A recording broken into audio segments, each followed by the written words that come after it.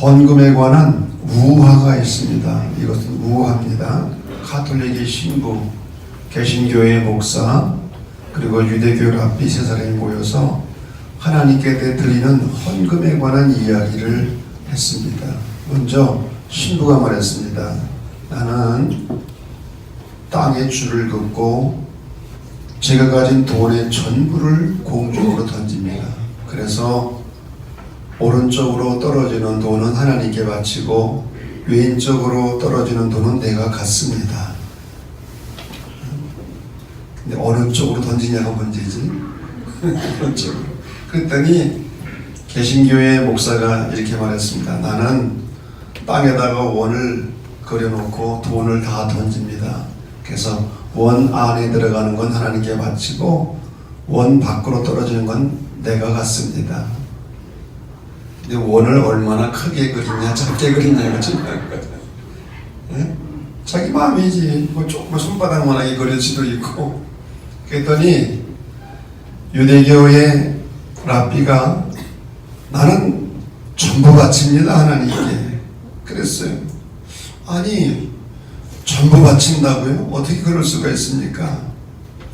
나는 내가 가진 돈 전부를 하늘을 향해 공중으로 던집니다. 그래서 공중에 머무는 돈은 다 하나님의 것이고 땅에 떨어지는 것은 다 내가 갖습니다. 공중으로 던져가지고 공중에 머무는 건 누구 거예요? 하나님 거고 땅에 떨어지는 거는 누구 거예요? 그럼 전부 누구 거라는 거예요? 말로는 하나님 전부 가지세요. 그리고 자기가 다 갖는 거야. 세상 사람들이나 교회를 다니는 성도들이나 돈을 좋아하지 않는 사람은 별로 없어요. 돈 싫어하는 사람이 있어요? 그런 말이 있었어요. 애기가 엄마 뱃속에서 안 나오면 5만원짜리를 가지고 얘야 돈 줄게 빨리 나와라. 그럼 애들이 나온다는 거예요. 애들도 돈을 좋아해. 애들도. 모든 사람들은 돈을 좋아하고 경제 성장과 풍요로운 사회를 좋아합니다. 성경에도요 물질이나 돈에 관한 구절이 1500구절이나 된대요. 제가 세어보진 않았어요. 예수님도 돈과 재물에 관한 이야기를 자주 하셨는데 한 신약학자가 복음서에 나오는 예수님의 교훈의 6분의 1이 돈과 관련된 교훈들이다. 그렇게 이야기를 했어. 신학자의 말을 빌리지 않아도 우리가 예수님의 비유를 읽어보면 예수님의 비유 가운데 3분의 1은 돈과 관련되어 있음을 알 수 있습니다. 드라크마의 비유, 달란트의 비유, 포도원 품꾼의 비유, 일반 달란트 빚진 자의 비유, 어리석은 부자의 비유, 불의한 돈으로 친구를 사귀는 비유. 예수님이 많은 비유의 말씀을 해주셨는데 3분의 1은 돈이나 물질과 관계된 거라는 거예요. 이와 같이 신앙생활에 있어서 돈과의 관계는 매우 밀접하게 연결되어 있습니다. 돈은 사람들에게 매력을 주고 현실적으로 돈이 없으면 살아갈 수가 없어요. 그런데 감독의 창시자 존 웨슬리는 이런 말을 했습니다. 참으로 회개한 사람은 호주머니의 지갑도 회개해야 한다. 호주머니가 있는 그 지갑이 회개하지 않으면 진정한 회개가 아니라는 거예요. 그런 의미에서 삭개오는 내가 남을 억울하게 한 것이 있으면 4배나 갚겠으며 내 소유의 절반을 가난한 자들에게 주겠습니다. 나누겠습니다. 이 삭개오의 회개는 진정한 회개였어요. 장로의 창시자 존 칼빈도 말했습니다. 그 사람이 가지고 돈을 어디에 주로 사용하는 것을 보면 그 사람의 믿음의 수준을 알 수 있다. 돈 쓰는 거 보면 안다는 거지. 돈 쓰는 거. 리처드 포스터 목사는 사람들의 돈에 대한 태도를 알아보면 하나님에 대한 태도를 알아볼 수 있다. 오늘 성경 본문 말라기 3장 7절에서 10절까지의 말씀도 겉으로 보면 돈과 물질에 관한 말씀이에요. 말라기는 예언자의 이름이 아니라 무슨 뜻이라고 그랬죠? 나의 사자. 말라기는 누가 썼는지 몰라요. 말라기는 예언자의 이름이 아니에요. 저자를 모르기 때문에 우리는 편의상 말라기라고 부를 뿐입니다. 이 말라기는 절망과 회의의 시대에 활동한 예언자였습니다. 바벨론 포로에서 해방이 되었지만 이스라엘에서 나온 매우 실망적인 것이었어요. 많은 유대인들이 바벨론이 멸망하고 해방이 되면 고대하던 메시아 왕국이 실현되리라 믿었어요. 하지만 그런 메시아 왕국은 오지 않았어요. 풍요와 번영을 기대했지만 현실은 더욱 어려웠어요. 그래서 귀환한 유대인들은 고된 생활을 해야 했고 척박한 땅을 일구면서 농사를 지어야 했어요. 게다가 가뭄으로 시달려야 했어요. 성전을 건축하면 번창의 시대가 오리라고 기대했지만 그러한 일이 없었어요. 이렇게 되자 유대인들은 종교적인 형식주의와 냉소주의에 빠지고 말았어요. 하나님이 어디 계시냐? 하나님 우리를 사랑하시냐? 많은 사람들이 하나님의 말씀을 무시했습니다. 하나님의 법을 가르치고 지켜야 할 제사장들까지도 크게 타락했어요. 하나님의 말씀과 약속을 의심했어요. 형식적으로 신앙생활을 하고 있었어요. 말라기 예언은 바로 이런 시대를 향한 외침이었습니다. 근데 이 말라기서의 내용적인 중요한 특징 중에 하나는 묻고 대답하는 대화의 형식입니다. 1장 2절을 보면 하나님께서 이스라엘 백성들을 향하여 말씀하십니다. 내가 너희를 사랑하였노라. 그랬더니 백성들이 대꾸합니다. 아니 주께서 우리를 어떻게 사랑하셨습니까? 내가 너희를 사랑하였노라. 우리는 그런 사랑을 받은 적이 없다는 거예요. 하나님께서 제사장들에게 질문하십니다. 내가 아버지일진데 나를 공경함이 어디 있으며 나를 두려워함이 어디 있느냐. 그러니까 제사장들이 대꾸하기를 우리가 어떻게 주의 이름을 멸시했습니까? 어떻게 주의 이름을 우습게 여겼습니까? 하고 대꾸를 하는 거예요. 그러니까 하나님께서 말씀하시기를 너희가 눈먼 희생제물을 바치는 것이 어찌 악하지 아니하며 저는 것 병든 것을 드리는 것이 어찌 악하지 아니하냐. 이제 그것을 초독에게 드려보라.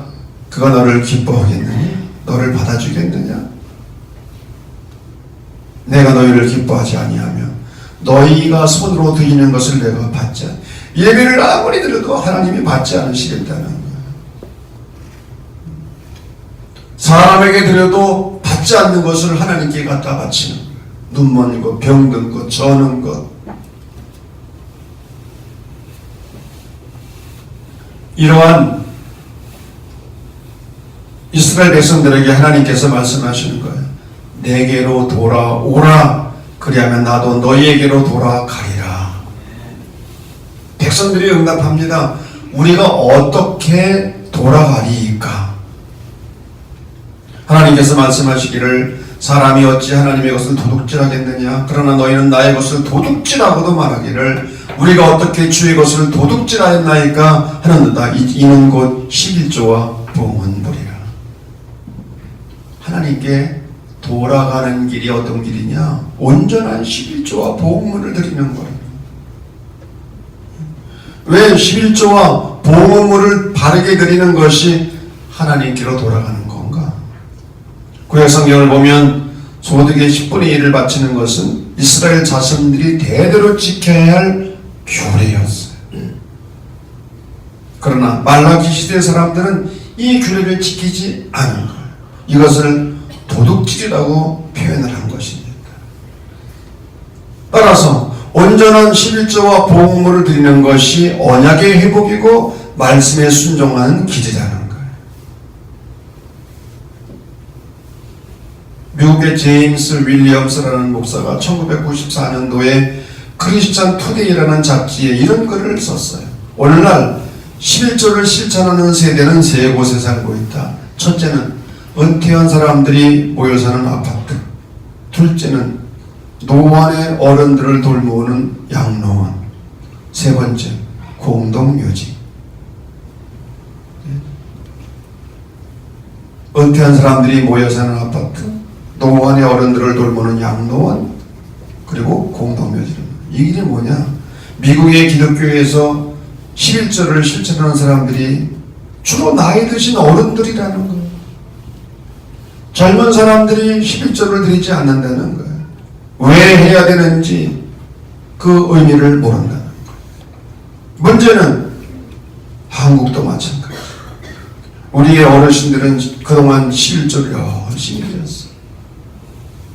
그런데 요즘 젊은 세대들이 11조의 의미를 잘 모르고 실천하지 않아요. 오늘 우리는 이 말씀을 통해서 11조와 봉헌물을 하나님께 드려야 하는 이유를 함께 생각해 보기를 원합니다. 은혜가 별로 안 될지도 몰라. 왜? 바치라면 은혜를 못 받아. 받으라면 은혜를 받는다.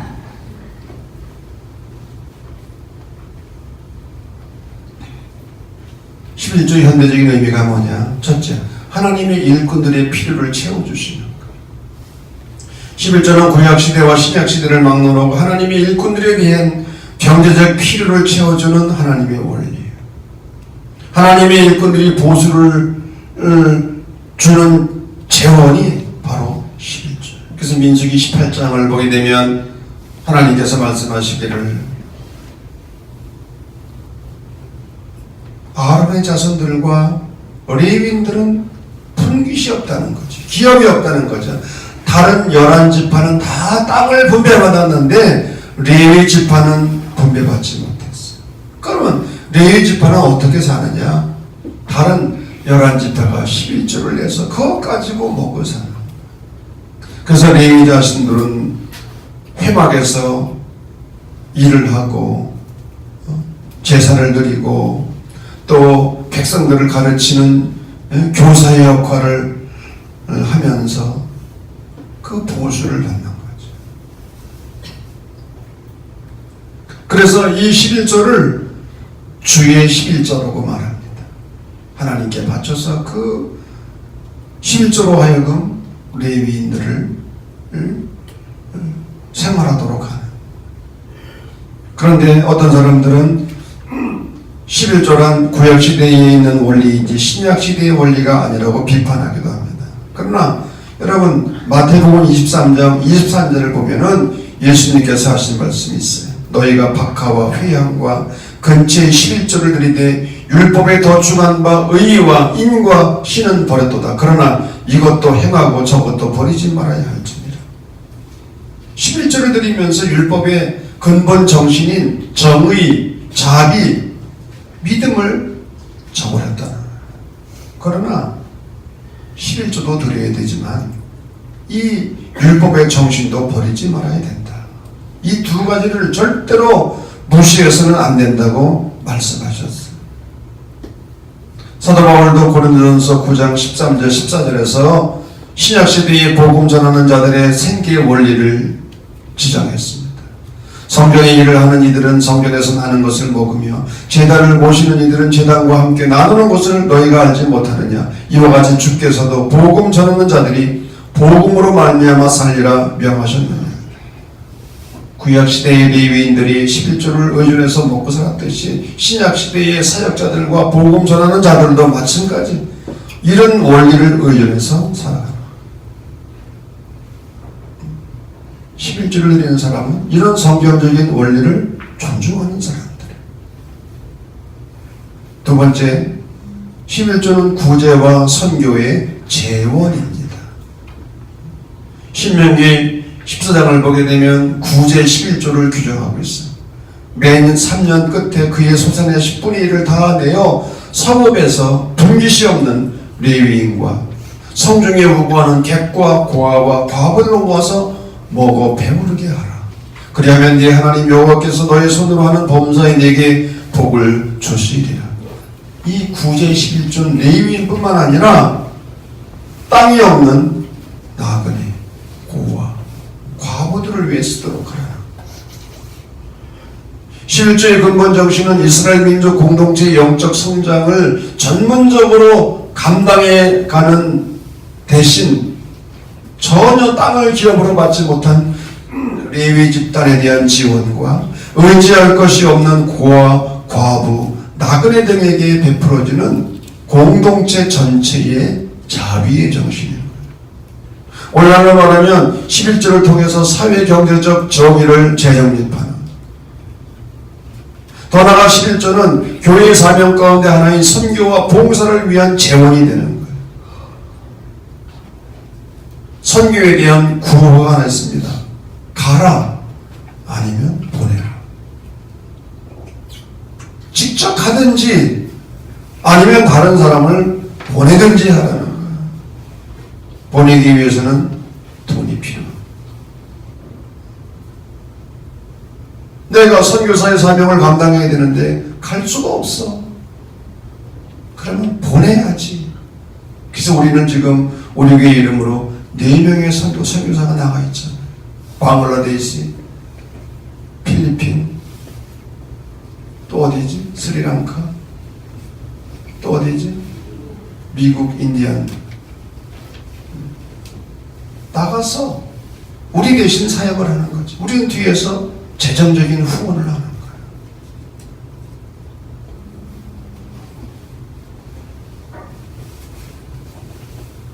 구제뿐만 아니라 교회가 선교와 봉사의 사명을 감당하기 위해서 11조는 중요한 재원이 되는 거예요. 세 번째, 11조는 하나님의 소유권을 인정하는 믿음의 고백이다. 11조는 하나님이 창조주이시며 만물의 소유권자이심을 인정하는 믿음의 고백이에요. 시편 24편 1절을 보면 이렇게 말씀이 기록되어 있어요. 땅과 거기 충만한 것과 세계와 그 중에 거하는 자가 다 여호와의 것이로다. 다 여호와의 것이. 온 세상의 주인은 여호와 하나님이시기 때문에 내가 가진 모든 재물의 주인도 하나님이시라. 우리는 빈손 들고 왔다가 빈손으로 가는 나그네들이요, 순례자들이요, 청지기들입니다. 청지기가 누구입니까? 주인의 것을 맡아서 관리하는 관리자에 불과한 거예요. 우리의 모든 재물과 우리의 수익도 100% 하나님이 주신 것이고 하나님의 소유임을 인정하는 거예요. 왜? 하나님이 허락하지 아니하시면 1원도 벌 수가 없어요. 아멘을 안 해도 그래. 하나님이 허락하셔야 건강도 있어야 되고 재능도 있어야 되고 시간도 있어야 되고 환경도 있어야 되고. 여러분 건강 잃어보세요. 돈 벌을 수 있나? 하나님이 다 주신 것이지만 열의 하나를 드리는 이유는 하나님께서 100% 소유주라는 사실을 부인하는 것이 아니라 그것을 특별한 방법으로 인정하는, 하나님이 창조의 주님이시다. 나의 모든 것의 소유주가 되신다. 이런 믿음의 고백인 거예요. 네 번째로 11조는 탐심을 경계하는 방편입니다. 탐심은 현대인을 파멸로 몰고 갑니다. 지나친 소유욕.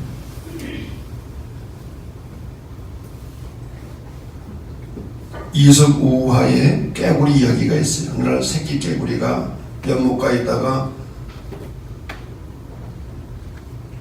길로 나갔는데 큰 황소를 본 거예요. 너무나 큰 황소를 보고 와가지고 엄마 내가 정말 큰 짐승을 보았다고 말하네. 그러니까 엄마 깨구리가 물을 잔뜩 먹고, 야 이만큼 크냐? 엄마 그 비교도 안 돼. 엄마 깨구리는 물을 더 많이 먹었어. 야 이만큼 크냐? 엄마 그건 게임도 안 돼. 더 커. 그래서 이 어미 깨구리가 물을 더 잔뜩 마셨어. 배가 뻥 터져버렸어요. 제가 어렸을 때 이솝 그 이야기 가운데 읽은 이야기, 어렸을 때, 초등학교 때. 무엇을 말해주고 있어요? 인간의 탐욕이 결국은 인간을 파멸시킨다는 거예요. 그래서 20세기를 풍미했던 유대인 정신 분석학자 에리 프롬, 인류를 파멸로 몰고 가는 것이 뭐냐? 지나친 소유욕이다. 그 소유욕을 극복하기 위해서는 to be, to have, 소유를 위한 삶에서 to be, 존재를 위한 삶으로 전환해야 된다. 악착같이 긁어 모으려고만 하지 말고 내가 어떠한 사람이 되어야 될지 to be에 관심을 갖고 살아야 된다고 역사를 했어요. 성경은 탐심을 죄로 여깁니다. 10계명 가운데 마지막이 탐내지 말고, 누가복음 12장 15절도 참과 모든 탐심을 물리치라. 탐심은 우상숭배니라. 골로새 3장 5절. 탐심이 우상숭배래요, 여러분. 하나님께서 가장 미워하시는 것이 우상숭배인데 성경은 탐심을 우상숭배라고 말합니다. 11절은 정상적인 소유욕과 탐심을 구별하는 좋은 방법이 됩니다. 11절은 탐심을 제거해주는 방편이 되는 거예요. 어떤 가난한 청년 두 사람이 있었습니다. 이들은 성공을 다짐하면서 평생 하나님께 11조를 드리겠다고 언약을 맺었어요. 야, 우리가 성공을 해서 11조를 한번 멋지게 드려보자. 시간이 지나자 두 청년 중 한 사람은 목사가 되었고 다른 한 사람은 사업가가 되었습니다. 사업가는 사업이 번창하자 처음에 맹세한 대로 11조를 꼬박꼬박 드리다가 돈을 많이 벌게 되니까 고민이 생긴 거예요. 11조가 작은 액수일 때는 그냥 쉽게 드렸는데 이게 액수가 커지니까 고민이 생긴 거예요. 그래서 친구 목사를 찾아갔어요. 여보게 친구, 내가 젊은 시절에 자네와 맺은 언약을 취소하고 싶네. 내가 10만원씩 11조를 드릴 때는 조금도 아깝지 않았는데 이제 몇 억을 11조로 드려야 하니까 너무나 아깝네. 그러다 친구 목사가 그런가? 잠시 기도하자 하면서 무릎을 꿇고 이렇게 기도합니다. 하나님, 저 친구가 수십억을 버니까 탐심이 생겨서 11조를 안 하려고 합니다. 도로 10만원 11조 하는 사람 되게 해주시옵소서. 그래서야 사업가 친구는 자기 잘못을 깨닫고 기도를 철회해달라고 얘기했어.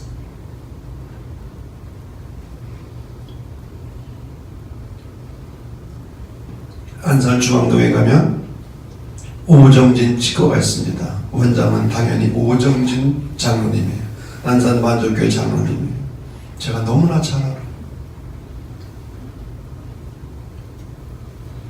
제가 가면은 진료비도 안 받아서 못 가겠어. 안 받아.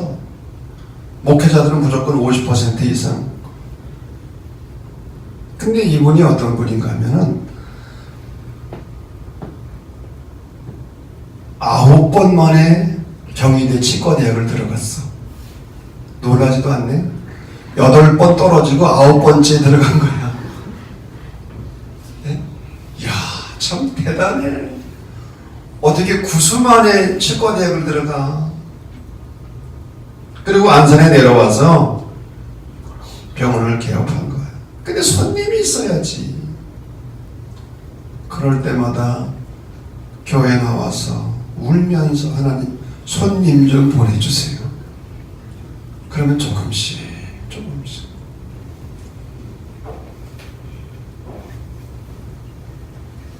한 달에 11조를 얼마 드린다고? 내가 얘기했나 안 했나? 500만 원씩 요즘 11조를 드려. 놀라지도 않네. 500만 원 11조를 드린다니까. 그분은 진료할 때 흥얼흥얼 입에서 찬송이 나와. 제가 경험을 하잖아. 여러분, 11조를 많이 하게 되었다는 것은 소득이 많아졌다는 거예요. 아멘입니까? 그러니까 하나님 11조를 많이 드리도록 해주십시오.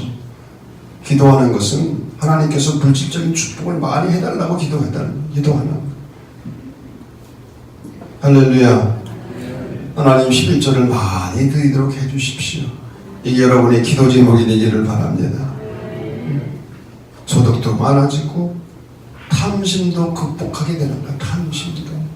다섯 번째, 11조는 믿음을 강화하는 방편입니다. 오늘 본문을 보면 너희의 온전한 11조를 창고에 들여 나의 집으로 양식이 있게 하고 그것으로 나를 시험하여 내가 하늘문을 열고 너희에게 복을 쌓을 곳이 없도록 붙지 아니하나 보라.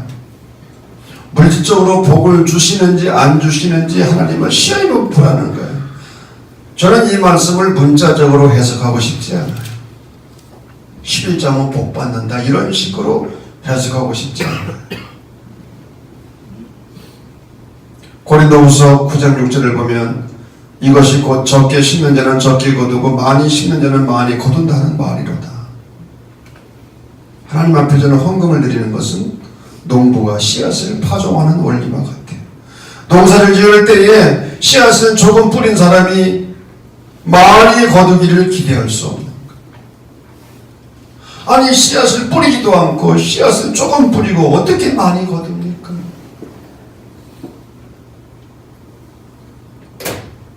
11조의 축복이라는 책을 쓴 아더 핑크 목사가 이렇게 말했습니다. 11조는 믿음을 양육시키고 발전시키기 위해서 하나님이 제정하신 시금석이다.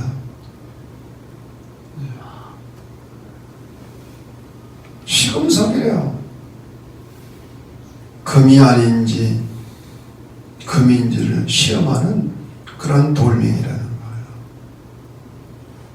하나님은 우리의 작은 헌신을 통해서 영적으로 믿음의 복을 풍성하게 허락해 주십니다. 저는 물질적인 복은 모르겠어요. 그러나 확실한 것은 믿음의 복을 풍성하게 허락해 주실 줄로 믿습니다. 그래서 우리 믿음이 성장하는 거예요. 그래서 우리 믿음이 성장하는 거예요.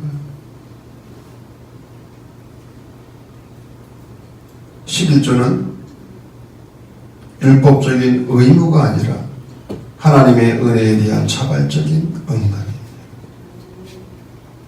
하나님의 백성들의 드림과 섬김의 출발점입니다.